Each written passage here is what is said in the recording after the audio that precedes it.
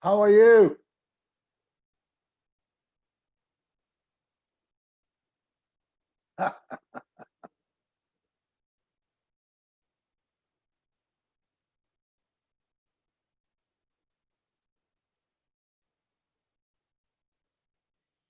Messy, and they need water. When you drive to Houston, Dallas, all those places that get more rainfall, oh, they're beautiful, they're gorgeous. Here, they look good in the spring when they first start to bloom, and then that's about it. Unless you have a sprinkler system and you actually go out and water them, they are not going to look very. They get brown and crispy on the ends, and typically on one side, the southeast side where the wind blows through. But back to my ta-da, sorry. I've got that squirrel problem. It's like, oh, look, it's a squirrel. So fortunately, Kevin's not very helpful in this and getting me back on track. Um, this is an example. Don't fall off the chair laughing. This is an example of my flowers, my flower pots. And I like this one because it, all the flowers, the stuff's exposed. It's out there. Let's pull one of these off here. So you've got your stem, you've got your petals. Oh, I'm sorry. This is a Madagascar palm. No, it's not. Pride of Barbados. And this is the flower petal. These are the pistils? Stamens, yes. And then that's the pistil on the top there. Can you, wrong way. Can you see it? Sort of, yeah. Yeah, you can see them. There you go. I keep moving the wrong way though. Can everybody see them? Beautiful. And then, okay, so it comes out. And you've got your little flower buds. Do they have that same white block on their screen as I do? The one with the chat? Uh-huh. No. Okay. So when I don't have to move it out of the way. I don't think they can see the chat screen. Okay, so these are your flower buds, and this is a raceme of a flower grouping. Comes out on your little stem petal, and then you've got your little bud. And my neighbor, when I was little, had a crepe myrtle that hung over our fence, and I would sit there for hours popping. This is not going to do it. Popping the buds. I would squeeze it to make the little flowers come out. And I know I was a bad kid, but I love plants, and I always wanted to know. But as it opens up to make your little flower, like so, and you can see it in there. It's just not quite ready yet.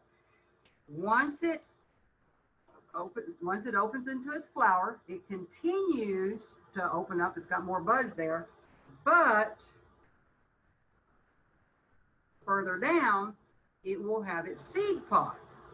Now, the life of the plant is they start out as a seed, then they, well, unless you're like in the lab and you're doing that whole thing, but we're not. So it starts out as a seed, comes up. This is a dicot, so it's going to make two little seeds, seed leaves. And it's going to open up and make a plant. It's going to grow up into its little shrubby tree. Then it's going to make your raceme of flower buds. It's going to open up into flowers, and then it will start to make seed pods down towards the bottom. That signals the end of the plant, typically. You don't usually see those seed pods till towards the mid to end of the summer. If you want to have your plants continue to make flowers instead of going to seed, you may have heard that before, going to seed, you'll just take those seed pods off, or if it's to the point to where it's like so, no leaves, no flowers, no seeds, then you just take and cut that off. I had scissors here somewhere. And right just above a node, right here, If you'll cut it off just above a node, this way,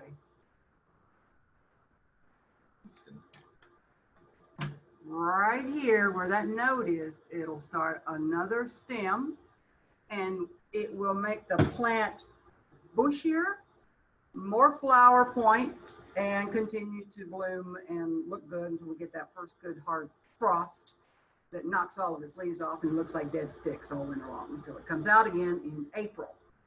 These are tropical plants. When you come to South Texas in November, it's pretty scrappy.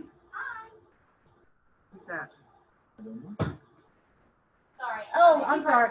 It's here at night. It's our animal husbandry team, and they're going to be moving plants, birds in the background, but they're going to be real quiet, right, Lindsay? Okay. So anyway, when you come in the wintertime, it's just going to look like this because it's semi-deciduous. Oh, no. Can they go in the other room? We're done. No, they hear me. They want to talk like a lot. So anyway, February, March, Michael will disagree on me with this one. You want to take and cut it back, cut the brown tips off of them. I usually take it up like a ponytail and whack it off like so. Fertilize it,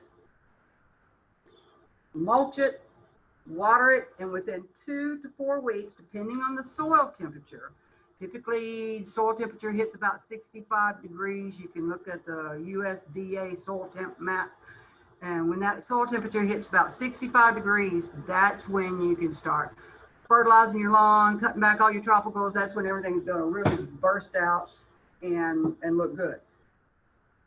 When I have guests come from up north and they say, when's the best time to come and look at the gardens? Well, unfortunately for them, great for the plants, it's typically July and August when all the tropicals are blooming, like the plumerias and the hibiscus and all of those tropicals that lack that heat.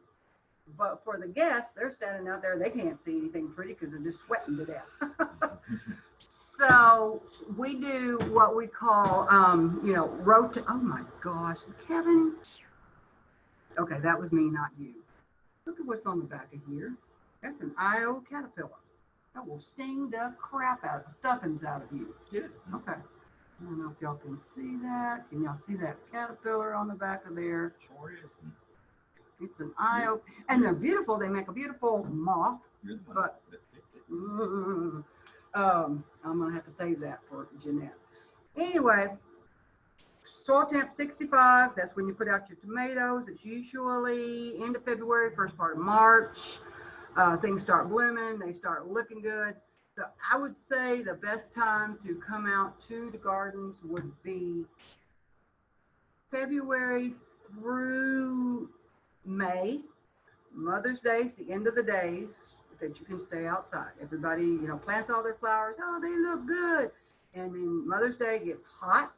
The bugs hatch out, and everybody goes back in the house because, we call them fair weather gardeners. The weather is no longer fair, so.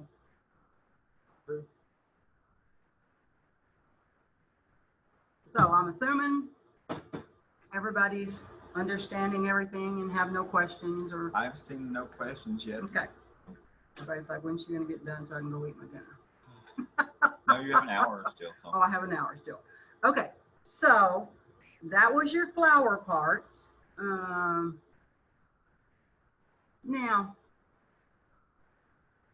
when your vincas, periwinkles, they get done flowering and they make a seed pod. I need these seed pods. I have a bunch of seed pods out there, but they will make a seed pod, throw those everywhere. The flower comes up from the seeds that have sprouted out, looking good, and the ones that you planted look terrible. You're thinking, whoa, what happened? Well, you've got a fresh new plant on there, and many times the periwinkles that start from the seeds that have been thrown off are much hardier in that they take the sun, they take the heat. The biggest downfall for your vincas is the water issue. If you plant them in February and they're looking good in March, and we get that April showers bring dead periwinkles, it rots them in a soil airborne fungus called Phytophthora and Pythium. And once that gets in the soil, it's difficult to eradicate. One of the studies that they did in the 80s, which I found to be very true and worked for us, is it's adjusting that pH. If you adjust that pH so that it drops it down, sulfur. Sulfur is a natural fungicide, and it also helps to adjust that pH. You know what I do? What do you do? I add extra perlite into my soil mixture. I have to water more often, but I almost never get that. So you've got that good drainage in there? Yes, it really is about the drainage. If you ever want to do a little research on that and look at Phytophthora, there are so many things that are hit with the Phytophthora. What was it? Pittosporums. We, in the late 70s, early 80s, when we had the big floods, and then again in the 90s, rows and rows of hedges of Pittosporum died off because they were hit with a Phytophthora pythium. Soil prep is pretty important. We have some gardens out here called earth kind, which you prepare the soil very little. You add a little compost in there. No real fertilizer, although we do add fertilizer because we're botanical gardens and we kind of need to look good.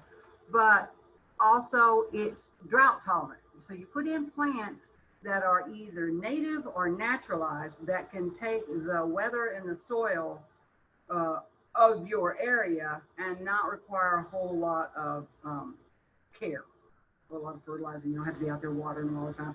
There were a lot of programs that came out about the same time. Tech Stuff, Earth Kind. What's the big one? That Linda's Dreams. They are. Come on, what's that program? Water-wise? Well, there's Water-wise, and then there's another one. You know, that comes out with a catalog on it, and you do a presentation. Superstar program. That's it. Yes, it's so well that I can't even remember it. But they have a handout on that, and I've done a program on it, that they pick a plant or several plants for the year that have consistently shown to do well with very little care in Texas.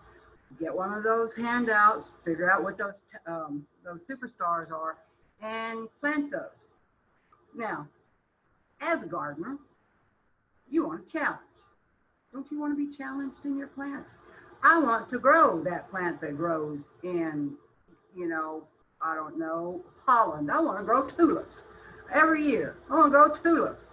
Well, tulips really don't do very well here in the ground. We have soil maggots, we have boll maggots, we have compacted soil. We have a pH that runs about 7.5 to an 8, whereas they want about a 4 to a 5 with sand mixed in there. So they've got really, and they need a chilling factor. They need to have so many hours below the temperature of, I think, 37 degrees. And consistent. It can't be like, oh, it was 37 degrees for a day here, and then next month you have 30. It doesn't work that way. It's got to be consecutively. Same thing with peaches. Peaches, you have a minimum chilling hours. That's why you want to try to not get peaches from colder part of the state. So tulips are not going to grow here. Invariably, I say that, and then somebody, of course, brings me their pot of tulips that they've grown, 5 years in a row. There's a reason for that. That person wanted that plant to grow, so they did all the things that were necessary to recreate the area that it came from. They will put them in the freezer or the refrigerator and chill them for a certain 6 to 8 weeks. Then they get the proper potting mix so that they've got the sand and the good drainage. And they put them in there, and then they will give them so many hours of light in a day. And then they bloom for about anywhere from 3 days to a week and a half. Tulips, yeah. But that person wanted that to happen. And so they did all the things necessary to make that happen. So I can sit here and tell you, this doesn't grow here, this doesn't grow here, that grows here. And you can prove me wrong every single time. Every time. Why? Yes, sir. You have a question? There's a question, yes. Okay. When you get to a stopping point, April would like to know, how do you take a cutting from a crepe myrtle? Okay. That's a good question. I've had several jobs in the industry that I really, really enjoyed. And one of it was propagation. We did mostly ficus trees. As a matter of fact, we did this ficus tree from Turner's from 1983. And it was easy to do, but it's kind of not a crepe myrtle. Anyway, for crepe myrtles, let's say this is your crepe myrtle plant. You're going to take a cutting 6 to 8 inches long of soft, pliable wood. Kind of work there, but okay. You're going to strip those leaves off. Strip all the leaves except for the top portion of it. And you're going to take all the flowers off the top. Pinch the very tip out. What that does is it releases a hormone that says, oh my gosh, I've lost too many leaves. I've got to hurry up and recoup. One of the things that Ted Turner Sr., who has passed away, taught me to do was cut the leaves off like so. What you're doing is you are reducing the leaves that the plant has to support, but you're still leaving enough leaf on there to make the photosynthesis, to take the sun and the chlorophyll, making it into food, and then powering the plant so that you get roots at the bottom. Now, when you cut this off, make sure that you cut it just below a node. See that? Other way. So I've got my node right here, and let's just see that. No. What we're going to do is we're going to pretend this is a pot of soil, pot of potting mix. I don't, just make sure that when you grab that bag, it doesn't feel heavy and wet like dirt. You want to make sure that, and if it does, you can amend that soil, putting in perlite, vermiculite, some peat moss, so that it's light and fluffy. And then you take that cutting and you stick it all the way down to the bottom of that pot so that this hits the bottom of there. Now, hopefully you've got a shorter pot than my cup is. And then what sticks out of the top,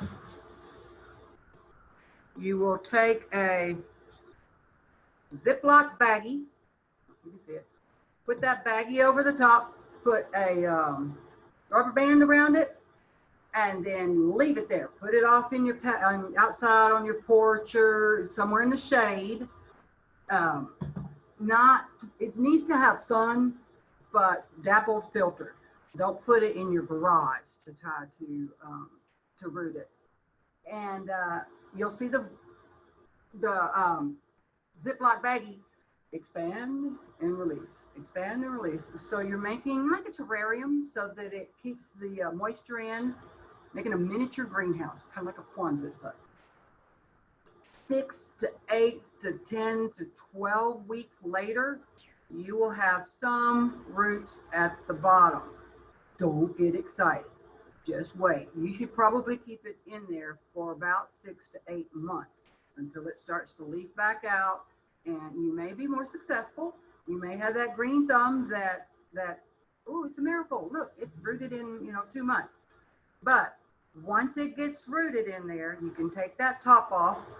move it to the sun, use a mild liquid fertilizer, either organic, which we tend to like to use organic out here, fish emulsion, I don't know any of the other names anymore, we really do that much.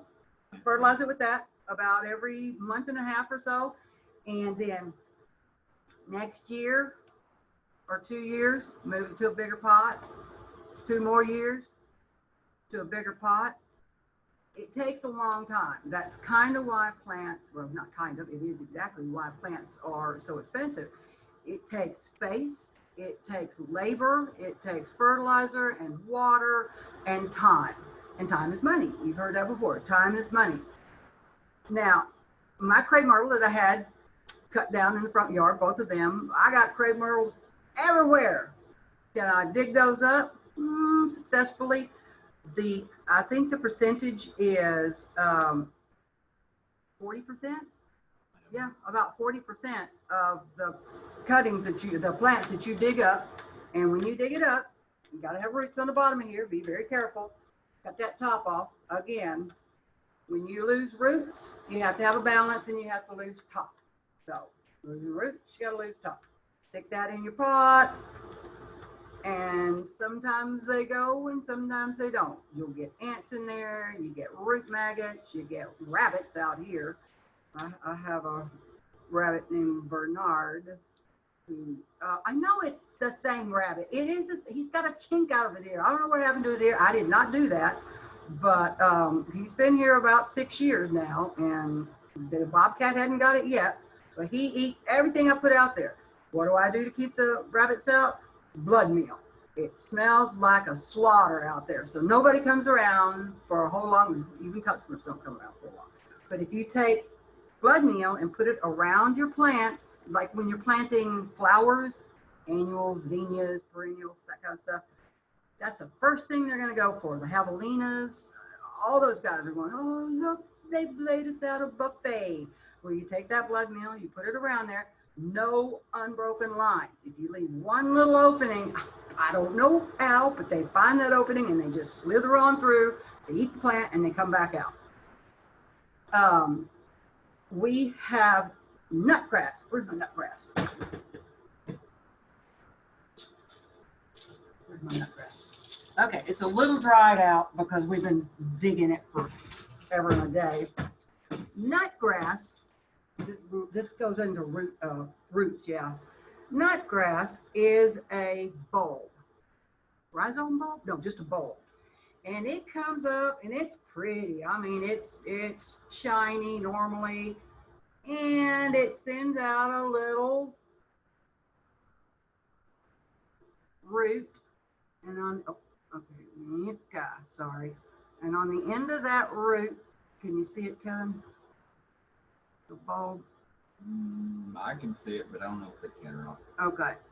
Anyway, so this is sitting in the ground and it sends out a root, and there's another bulb.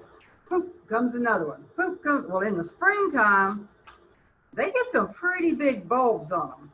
That's when the javelinas come through. The javelinas came through, and we've got gorgeous, gorgeous rose beds, raised beds out there with the Windsor stone, and the beds look good. The roses are kind of, sad because it's August, but they knocked the Windsor stone down on 2 of our beds that are 8 foot wide and 20 foot long, knocked them all down and ate the grasses, the nut grass out there because they wanted the little nuts in it. They ate 7 rose bushes. How much does a rose bush cost, Mike? It's about $12 to $15. $12 to $15 to $30, depending on the kind of variety it is. So I put out blood meal, and it worked. Well, I left to go, for a few days, and I came back, and I told the guys to put blood meal around all of those beds. Well, I came back, and 3 more beds had been turned up and torn up, and I said, well, did you get the blood meal out? No, that stuff doesn't really work. It doesn't work if you don't put it out. We have not gotten a product yet that gets from the container into the plant. You can buy $150 worth of product, but if it doesn't get on the plant or near the plant, it's not going to do any good. point of that little story there was don't buy a lot of product. Look at what you've got out there. Look at the dates on it. When you buy something, put that date on there so that you know. Oh, I guess I'm supposed to show Ozarka. Not if you're going to say it. Write the date on there that you buy it and keep it air conditioned, because all of those will tell you on there, not below 85 degrees. Well, I don't know about you, but my garage is more than 85 degrees during the day. Thank you for getting me water, Kevin. And use what you've got. Just because it says African violet food on there or it says rose food on there doesn't mean you can't use it on other things. If you use rose food on your tomatoes are not going to grow roses. Promise you. The numbers on, and y'all will get into that later on, the numbers on there, is that your phone or mine? Rose, I think. Okay, well, we're going to ignore it because I turned it off. So anyway, the numbers on there are what you're going to really pay attention to. So you're using your fish emulsion on your crepe myrtle that you're using. If you dig it up as a plant, cut the top off, put it in another container until it gets really rooted. That's going to be a faster way to go. Crepe myrtle seeds, the birds love them, all kinds of birds, particularly doves, like those seeds, and they will poop them out and you'll get crepe myrtles that way. Depends on your crepe myrtle also. The newer varieties, the Indian or Native American varieties like the Natchez, the Basham, the Tuscaroras, all of those are going to grow much faster and have more disease resistance than your old-fashioned ones. Not to say that old-fashioned crepe myrtles are not good, but they're not, because they get powdery mildew and they just don't grow very quickly. But they're a little less needy for water. They will go much longer with less water than, in my experience, from what I've seen. Anything that you plant right now is going to take a lot of water. If you came from a garden center, I can promise you it's getting watered probably daily, sometimes twice a day. And if you come from that fancy nursery over there, it's probably getting it 3 times a day. I just did a talk on that over in Rockport, and we were talking about my garden versus other people's, and I have my plants trained. And so I water my grass 3 times a year. Takes me 2 weeks each time that I water it, but I have St. Augustine floor tam. Yeah, St. Augustine floor tam. This is, I don't think this is floor tam. I think this is Raleigh. Yeah, this is Raleigh. Sorry. I like floor tam a lot. It's developed in the late 70s, early 80s, and crossed between a Florida, Texas A&M variety, and grows in the sun or the shade, and just really nice, aggressive grass. So there's your crepe myrtle, seed, cutting, or plant, digging it up. But again, on the crepe myrtle, make sure that you put it where you want it, because it's a messy, messy tree. Plant it over your lawn. American beautyberry, there's a question, are the berries fertile? Can they be used to produce new plants? Yes. Okay, so that's one of my favorite plants.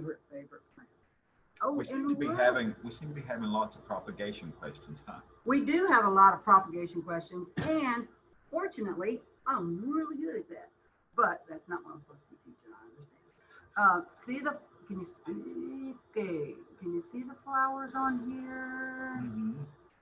They look like grape clusters, little baby grape clusters. And they smell really good. And then the little seeds themselves, and you can get them in pink and you can get them in white.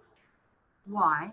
I don't know. Why would you do that? If you've got a perfectly good purple, unless you have a color theme to your garden, I could see it. But oh my gosh, where I'm from in East Texas, these grow along the side of the road, and oh, you can always, when you drive by, you just see them. And you know who likes these? Javelina. Woo! That's why we have them planted in a raised bed in our sensory garden.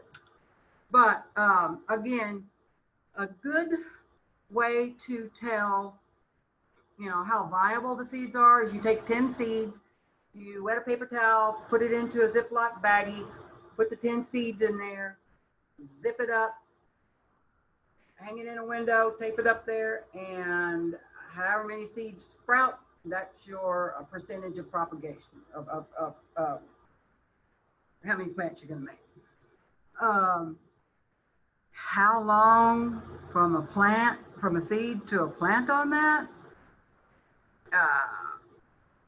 Hard to say. I would have to look that up truly and honestly, but I'm thinking at least a year to a small plant.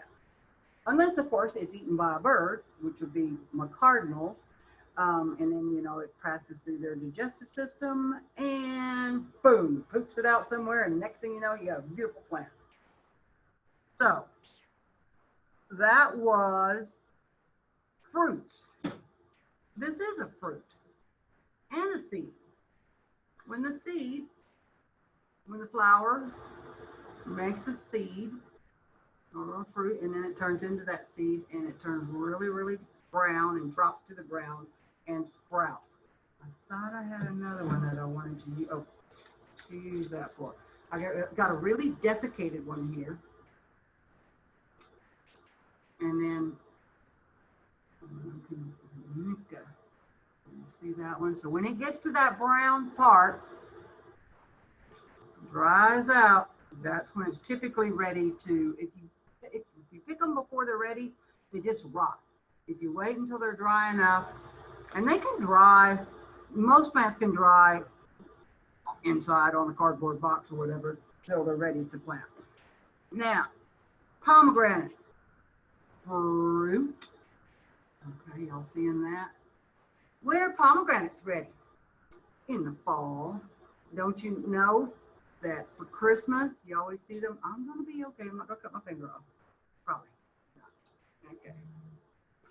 So in all of your Thanksgiving wreaths and so forth, see this? Okay, got the fruit and then the seed. Remember we talked about the circle of life. I'm sorry, the cycle of life. And we've got the seed coat. It's the circle. No, we're not going to say.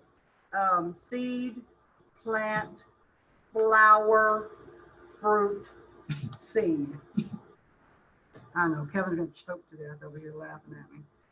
But now, this one will never make a delicious, beautiful red fruit that you can eat because it's a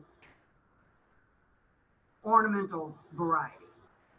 Why would you want an ornamental variety? Well, a lot of people don't want hogs and javelinas and birds and stuff in their yard. But they like, when this blooms, the flower on it's gorgeous. It's orange colored. It's about this color of orange, and it's waxy, and it makes a beautiful, beautiful flower arrangement, and will many times stay in an arrangement, what do you call them? They hang on the door, wreath, for a month and a half, 2 months, especially if you spray them with hairspray or one of those actual things that you spray on flower arrangements to keep them hard. The little fruits themselves, they make great decorative arrangements. But let's see. Once this goes to fruit, okay, that way. Each one of these, if it were a, I'm not gonna be able to do that. If it were a variety that reproduces, which this does not, when it drops down, it doesn't make another. So it's sterile. That's the word I'm looking for. Is it sterile if it makes a fruit, but the fruit doesn't reproduce? It can be. Okay, it can be. Anything goes in the garden. And that's why you would pick this ornamental variety. But I like the little, it looks like a little king's crown on there. Mm-hmm. Who was that did a wreath? Was that Beth last year? Yep. Okay, more fruits. I think I brought more fruits out here. Ah, yes, I did. It's a tomato. There we go. Yeah. Some more of that. Okay. Huh? Oh. Ooh. Now you handed me that, and I'm going to eat it before I can even show it. This is a spiny hackberry or sugarberry. It's a Texas native. Have a love-hate relationship with this plant. I love to eat the fruits off of it. Very delicious. I hate when you reach down to pull the little seedlings out of your flower bed that they've got a thorn on every single leaf juncture that you've got. Can you see the thorns on there? No. I mean, that's a long thing there. Okay, so that's your sugarberry. Then we've got your tomatoes. You've got your pomegranates. These are all different kinds of fruits that we have. Oh, you know what? Plus all of those on that palm there. Oh, yes. Pick that up. Kevin's going to pick up the palm frond for us again. It's a fruit.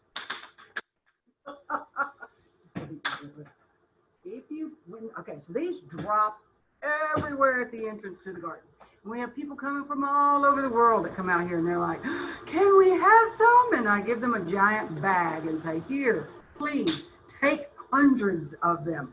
But this will sit out on the ground and start to rot, and then it will sprout a frond, a little leaf frond. And so then you've got a palm tree, that many palm trees. Okay, that's from a queen palm. I get probably 10 racemes of those fruits every year from probably 40 palms that we have out here. So every flower bed, we spend much time in pulling up all the little. My date palm would just drop them Yeah, everywhere. the date palms are, and each palm puts on, each type of palm puts on a specific number of leaves each year. The foxtail, 3 to 5. The queen palm is 10 to 20. Mexican fan palms is 30 to 50.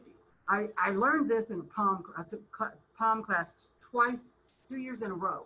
Remember when we had it out there? And it had a man that came in from Florida.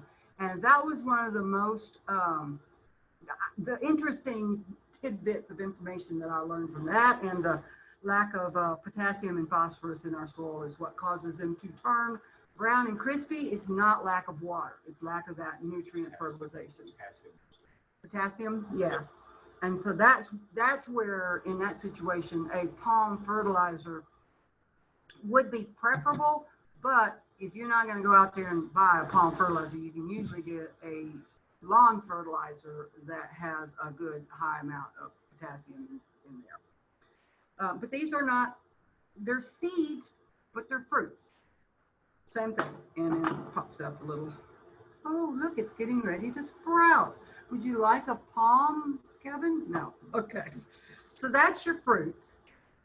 I think, oh, we're going to go ahead and do roots because I'm kind of there, but I'm going to go back and revisit. No,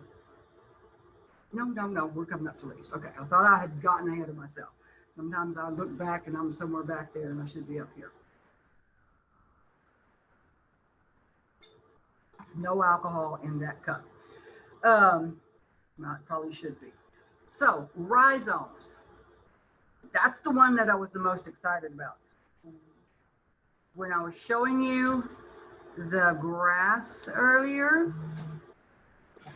St. Augustine is a lot of people call it a runner grass. I want some of that runner grass. And it's a rhizome. Okay, I've lost that. So we'll just go move on to yarrow. Okay. No, that's tomorrow. This is yarrow. You see how it doesn't have a taproot, it doesn't have a bulb, it doesn't have a corm. It's a rhizome that comes out, another leaf comes up, another plant. Out, another leaf, another plant. You can see it right here.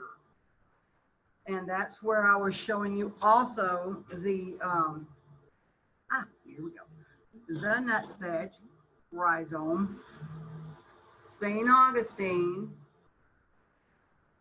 See the roots, how they sprout yeah. That's why when people say, oh, I need to, what is that thing that you roll through and you till the grass? I need to till up my grass. And, well, what kind of grass do you have? Oh, that carpet runner grass. Like, well, then you don't want to do that because this grows on the top. Bermuda makes a deep root. And so you could do that with Bermuda, but not with this. Because if you roll a tiller through this, you're going to pull up every one of those little pieces and you're starting from scratch.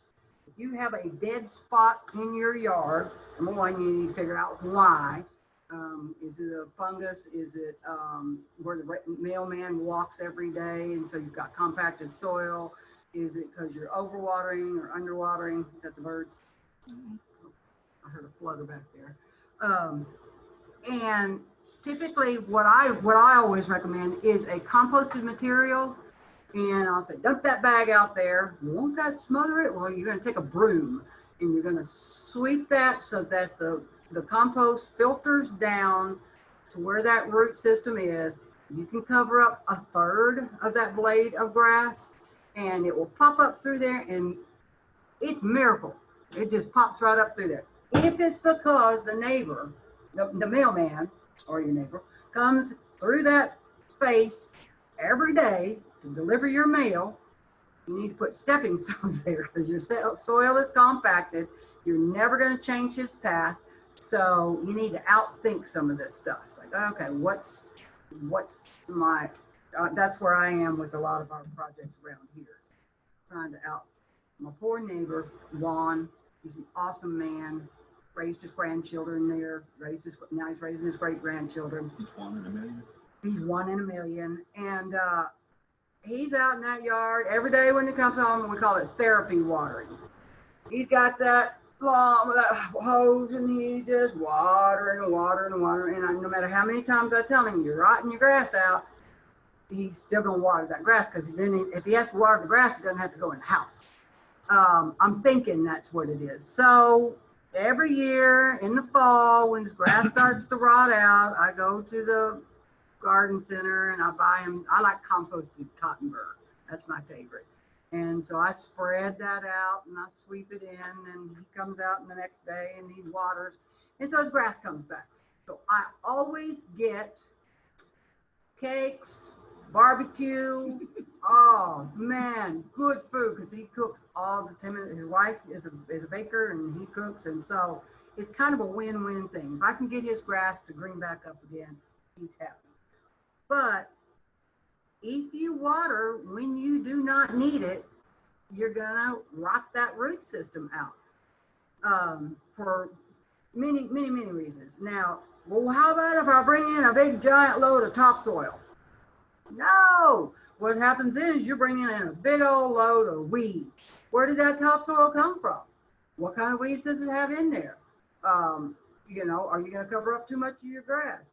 Just go spend the money, get you some bagged material, whatever it may be, and spread it out there and figure out when your lawn needs water. I have lots of giant big trees. When I do water, I water with a sprinkler on the end of a hose, and I move it, and it only grows about 18 inches, maximum 3 feet, because I don't want to water the air, I want to water the soil. And I move it about every 20 minutes. Or sorry, my husband moves it about every 20 minutes. And we go all the way around the yard. And then we do it again. It takes, like I say, about 2 weeks to really get the whole lawn wet. I live in clay. I live in heavy clay, and my grass has been there. I've been there 40 years, so it's been there that long. But if I told anybody else to do that, they'd have big dead spots in their lawn because they've been watering for so long and they got shallow root system. So wet roots equal rotted roots. Some things like wet roots. Fall out of my chair. This yarrow, oh my gosh, I have it planted over here in our sensory garden because it's really soft like a feather. I don't know if you can see that, but it's really beautiful feathery leaves. And it likes moisture. And as you can maybe see all the leaves and funky stuff that's in the bottom of there. So it's got lots of compost from, what is planted over there? Oh, it's a bottle brush. And so as the bottle brush leaves fall down in there and it's in a nice moist area, very shaded, it's very, very happy. Let's say I cut down that bottle brush, stopped watering it, it'd be brown and crispy dead in a week. So what kind of plant? What does it want? Where did it come from? Can you adapt it to your area? Sometimes you can.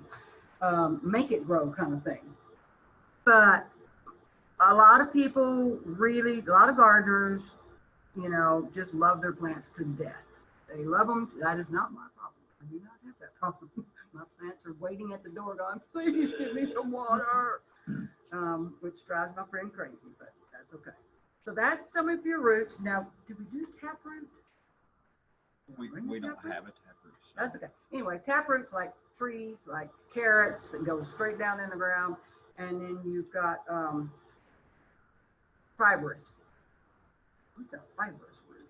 Almost everything. Everything that we have here. Yeah, it doesn't make like a single taproot down. It spreads out. Palm trees have fibrous roots.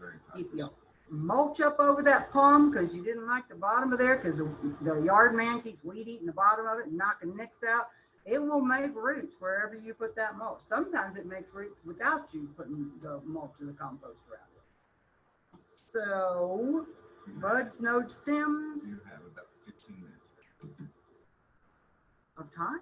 Yep, it's 7:08. Really? Wow, that was way too much fun. Okay, then, real quick. I told you I could stand here flat-footed and talk for 2 solid hours. Photosynthesis. I did a really cute video on it, but Kevin said it was blurry. So we went to the crotons in front of the orchid house. And the crotons are gorgeous and yellow and beautiful and full sun. And so it is the plant in conjunction with the sun and the chlorophyll, making food for the plant, carbon dioxide, not monoxide, yes. And then the output, the excess, is oxygen. And so the girls were videoing me. And so we went to the shaded area and I had a, what's that bulb that's, it was a lily. It was a type of lily. And it's in the shade. And so my question was, if the croton takes the full sun and makes the oxygen, and the lily takes not full sun, but still sun and light and dapple, does the croton make more oxygen than the lily? And at the end, I just said, well, I don't know. You'll have to tell me. Oh, the kids, they were so mad. Like, no, you need to tell us. I said, no, you need to find that one out. So I don't know that answer. But when I get, okay, this is my fine example. I have this couple from North Dakota. And they've been shopping with me for about 30 years. And they come to South Texas and they buy a palm each year to take back to North Dakota. I know. Who would think? This is another example of that I want it to grow. I'm going to make it grow. And so they have. I mean, they've taken cycads and all different kind of things, and they bring them inside, and they have grow lights, and they keep them dry, and they put them near, and they grow them. Now, are they ever going to make like a 30, 40-foot palm? No. Are they going to live, and every time they see it, they think of South Texas and baking their bones? Yeah, a lot of people come here to bake their bones. Yeah, so when I tell you, no, that plant's not going to grow inside, well, yes and no. That's that. How bad do you want it to grow? How hard are you willing to work to make that plant grow? Growing orchids inside under lights. It's done. Yes, it is. You got to get the right light spectrums and da da da da. My favorite plant, which many people do not know this, is African violets. And I know it's your grandma's plant, but they're just so awesome, and they're furry, and they bloom, and you can take the little cuttings off of them and start them and make more. And so it's one of my favorite plants, and they're fairly easy to grow near a bright window, or you can go get a light bulb that's a grow light and just put it in a regular lamp and put it set it with a timer so that it goes on and turns off at the correct amount of hours that they need. But it's when they take the orchid home and they have a specific place that they want that orchid to grow. It's going to grow on the coffee table in the living room. There's a window. There's a window right over there. Well, it's 30, 40 foot away. It's got a patio on the outside, and they put that screening stuff on the window so that it cuts the light spectrums. And they want to know why it won't bloom. And I always tell them, I'm amazed that it's growing. But the orchids are a lot tougher than most people think.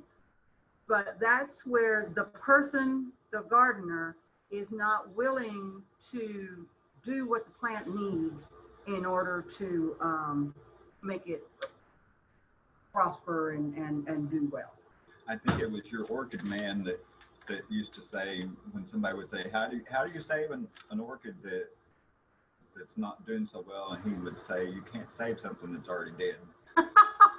That would be Sam. Yeah. Sam was our orchid curator forever and a day, and we miss him a lot. But what they say, I've stepped in as the coordinator. And first thing that I learned is they told me, it's like, okay, that orchid's dead, and it just doesn't know it yet. So yeah, he would take it and he'd chunk it in the trash, and people would freak out. We try to help everybody do better than that.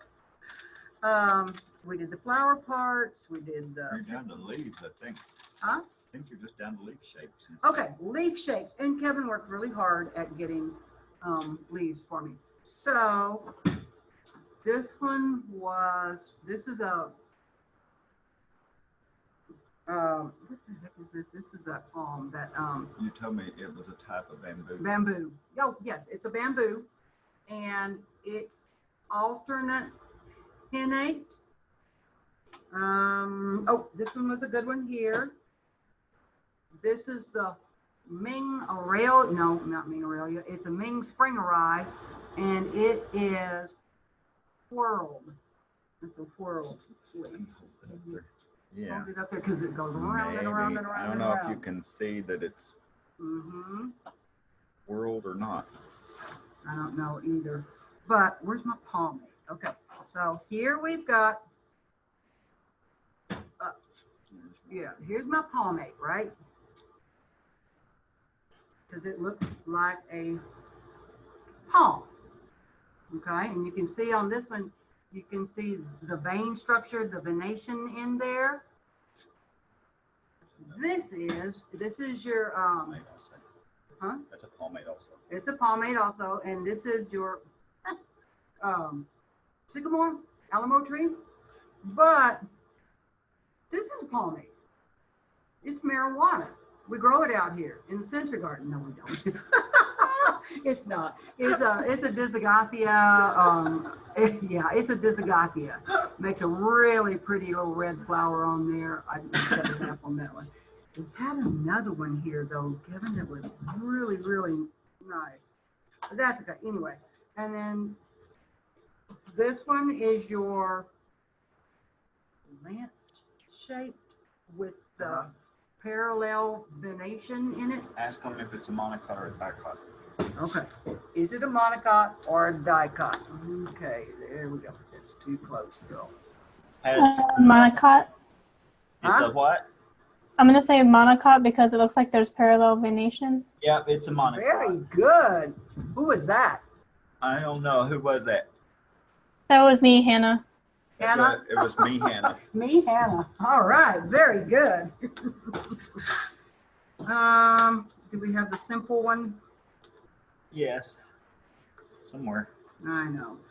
Under all that mountain of stuff that you created. I know. Well, we had it all straightened out. Here's your simple. Your Oh, my simple leaf. your citrus is a simple. Yeah. See that? There we go. And you can see the venation and the Here's a vein good simple. structure in that one. Here's a good simple. Where'd you get this? This is the it's in the ficus family. It was over there I past the know, end of I'm one of the trying to greenhouses. think of what it's in the ficus family, like the ornamental ficus. And oh, that one is serrated. Serrated. Yeah. It's a Chica pin oak, is it not? That's a cheeky pin. Yeah. Don't judge me, East Texas. And then this one, oh, okay. That's It's a compound. I got it because it's a good example of a compound leaf, and we talked about I that believe earlier. they're pinnate. Yes. Yes, and they're opposite also. Now this one we couldn't quite figure out, but we're thinking it's a palmate, but it's the hoof of the cow one. If you have any Spanish, it's cala de vaca, I think is what it's called. It's Mexican orchid tree, Bohemia. Pata de vaca? Say it again. Pata with a P? Pata de vaca? Oh, de vaca. Yes, yes, yes. This one is it's a Hong Kong orchid Is tree. it Bohemia? What is it? Bohemia. Bohemia. Congesta, Blancanea. That's your regular plumerian. Yeah, it is. That's regular plumeria, and you can see the venation in that one also. It's really weird. The venation on plumeria leaves is weird. It is. I mean, look at how it shows up on the camera too. Most of the time the leaves, the veins go up at an angle, and these come out Come almost straight. straight out to the sides. Yes. Here's your bottle brush. And that's a whorled. Yeah. we Correct, decided yeah. that was whorled. I'm still having a hard time with this opposite thing. You can tell I'm not on the camera very much. Yeah. That's a Little John bottle brush, and that was okay. The flowers came out here, and so that's your little seed pods, and they are empty now because they shot out wherever they had it. Arum. Some sort. I don't know Yes. which one, but it had really cool. The back side of the leaf is neater than the front side. Right. With the ridges on there. Yeah. Cool. All right. Ask them what that is. Oh, and I forgot about that one here. So, neat, because it's got stickers on it. All right, what's this one? Anybody know? Is that a fan palm? Yes. It is a member. It is a fan palm, but anybody more specific?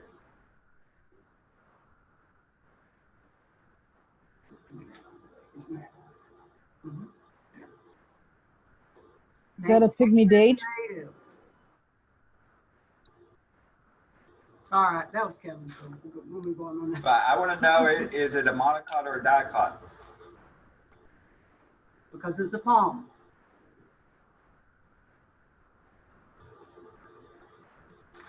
Monica. Monocot. Okay. Very good. I know, right? This is probably one of my favorite ones because it comes from a man that I treasured his knowledge for decades. And it is a trifoliate, a ficus trifoliate, also called a, it's a fiddle, no, not a fiddle leaf fig. It's a triangular leaf fig, mistletoe. It makes a big old berry on there, so it's a mistletoe. And these are easy to root. Strip that off of there, cut these leaves just like I showed you, stick that into a 4-inch pot down to there, put a little plastic baggie over the top of it, and come out and see Carol and she'll get you some. What is that one? It's a purple fountain grass. It is purple fountain grass. Okay, monocot, dicot. Monocot.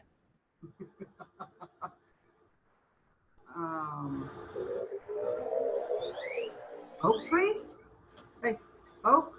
I think Okay. it's a live oak. Yeah, that's a live oak. I mean, it's dead now. That's, yeah. Hey, come on. That's a dead oak, yeah.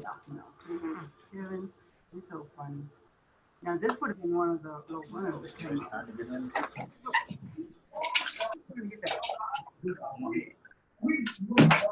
So, did everybody have fun? I had fun. Thank you for coming. Are we done? Thank you. Thank you. Anybody have any questions? Kevin, I've got a question. Okay. I shared that plant sale that's in October, and I have a few people asking me what kind of plants y'all are selling since it's in the fall. We have all kinds of stuff, but most of it is stuff that we raise ourselves. If you shoot me an email, I'll forward it to the chairperson of the committee and let her answer that question. Okay. Okay, great. All righty. Thank you. I have a question for all of you. Are these labs going to work okay this way? Yes, I think it works fine. Are they still worthwhile for you? It's working Yes. for me. Very Okay. good. Okay. I just thought we can still show you things on stuff, even if it's not hands-on, and whenever COVID-19 goes away, then we can do some hands-on stuff, okay? Sounds Sounds great. good. See me, I'll give you cuttings, seeds. Yeah, should give you cutting My hand's raised. gardens. Careful, we'll clear out the whole botanical gardens. Woo! I'm ready. Bring your work gloves and your hat and water. Are the gardens open again? I thought they had closed for a short time. The outdoor gardens are open, my understanding. Okay. And they were even open, those type of beds were open to workers all the time, they just weren't open to the public. So how would she be filling that with? You still had to water. Yeah, there's plenty of stuff to do out there. Biden, no moderate. I want y'all to say a big thank you to Carol for taking time to do this for us. He is tonight. surrendering control of our nation to a radical mob who promises to raise taxes. A great big thank you to Carol. Thank you, Carol. Thanks, Carol. And you. the books, I left the office about 2 o'clock to come up, but the books were supposed to have been there at 4:30 today. I'll let you know, and I think I will. In favor of the America First strength. and You'll have to come to if me. you come out and do some That's a volunteer. weak statement, and it's all over the place. You would imagine that. That works great. All right. Something out there. Thank you. Bye. All right, I see a when and where from John Harris. I'm not sure what he's asking. What are you asking, John? Probably about the cuttings and seeds. Oh, when to come and work? 9 o'clock to 6 o'clock Friday. I think you're best to come early. Yes, because it's freaking hot. Yeah, it's been really hot lately. So, all right. Nice. And Carol, I got your message about signage. After I get my presentation done, I will start showing up once a week at least. All right, and I said you got that whole list of people to contact that I sent you, right? Beth? Yes. Okay. It's a short list. It's like me, Grace, Deb, and Sandra. Yeah, it wasn't that bad of a list, and I was nice to put the email, all the contact information for you. So, You are Yep. nice. I like Kevin. all right, y'all have a wonderful night. We'll see you again on Monday, okay? Oh, you can come Okay. any day that you want to, John. It doesn't matter. I'm here Monday, Wednesday, Thursday, Friday, Saturday. I'm just off Sunday and Tuesday. But if you let her know that you're coming, she'll set it up so that you've got somebody out here to point you in the right direction. Right. So just come to the gift shop and they'll get you sent where you need to go. But seriously, hat, water, and bug spray if the bugs like you. Okay. That's right. All right. All right, y'all have a good night. Thank you. You too. Thank you. Bye. Bye. Bye. Bye. That's your list, Yep. Kevin, Yes. it's in your email of attendees. Oh, okay. Thank you so much. Okay, as soon as I get the recording, I'll send you the link. I noticed somewhere in the middle, Vince, that the recording was paused, so I don't know how long it had been paused, but I hit the start back button, so we may not have got the whole thing recorded. Yeah, I paused it at the beginning and started it. And it kicked it off. Yeah, when I saw it was paused, I hit play, so, or Okay. record. So, anyway, all right. All right. Thanks. Bye. Thanks, Carol. Thank you.